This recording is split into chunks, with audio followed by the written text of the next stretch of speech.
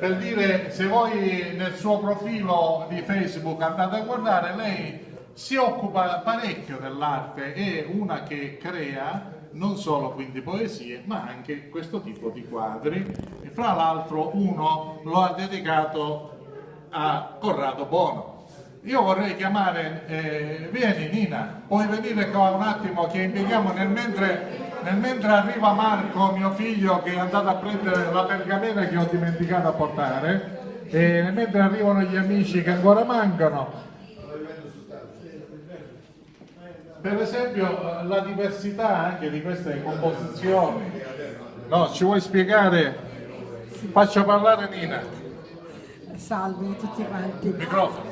Volevo sottolineare una cosa. Per favore. Non ho portato qui dipinti per una forma di esibizionismo. Semplicemente quando faccio le mostre mi dicono che do delle emozioni, quindi io ho voluto regalare a voi le emozioni come voi quando vengo qui in questa festa ricevo da voi. È un'emozione continua questa maratona e quindi io sono venuta apposta con la nave perché ho detto voglio portare qualcosa di mio per regalare qualcosa di mio anche a loro. Allora, ci sono dei quadri, questi più piccoli, sono un po' particolari perché mi erano state chieste di fare delle illustrazioni per un libro. Era un libro di racconti su donne del passato, quindi donne che hanno subito del passato. E quindi ogni quadro ha una sua storia, dietro c'è una storia. C'è, diciamo, il primo è un ragazzo che dei tempi andati che si sentiva donna e quindi c'era questa femminilità sua che voleva venire fuori ad ogni cosa, c'è tutta una storia vera. E poi c'è l'altra donna che era figlia di un medico quando sposa un salumiere che invece di amarla diceva la mia soddisfazione è che la figlia del medico mi si appiattava. E lei ha questo certo che chiama dignità, decise, lo abbandonò e andò via, prese il figlio e lo lasciò. Sono tante storie che sono storie vere e io ho illustrato, vabbè, poi c'era l'altra, la fossa della ragione e poi c'era il cappellino sopra la maschera, quello mi è piaciuta moltissimo perché una volta i matrimoni venivano fatti noi li chiamavamo i sansari, poi non so se è una cosa comune a tutti. Questi matrimoni si pagava qualcosa e si portava in sposa la donna così. E questa qui era stata dietro pagamento, aveva ricevuto così un marito.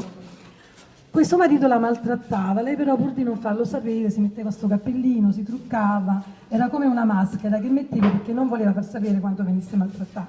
È un libro molto interessante perché rispecchia le storie del passato. Un libro hai detto? Sì, no, non lo può, è già stato pubblicato da altri.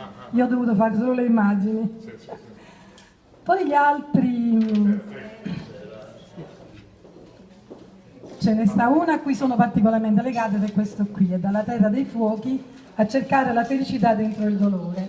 È un libro, è un quadro che è stato premiato varie volte, è stato scelto da Sgarbi per andare all'Arte Salerno e io ci sono molto legata perché sono esperienze vissute, quindi ci sta molto di me là dentro. Un'altra che pure mi piace è il No, la ragazza bionda che sta lì con la mora. Perché io nei miei quadri, come anche nelle mie poesie, parlo molto di resilienza, di ribellarsi alla vita quando la vita vi dà i calci, di non lasciarsi andare. Quindi questo no è importante, dire no. Vabbè, e null'altro credo. Grazie. No, diciamo che ogni quadro nasce con una poesia, non c'è un quadro senza una poesia, quindi sotto più o meno... Come qui ho fatto una recensione per Corrado che illustra il quadro che è simbolico, è pieno di simboli. Anche lì ogni quadro ha la sua poesia perché si parte, si intreccia, non è che parte prima il quadro la poesia ma è un intreccio, quindi nascono insieme. Ok, basta allora, grazie, arrivederci. Grazie a te.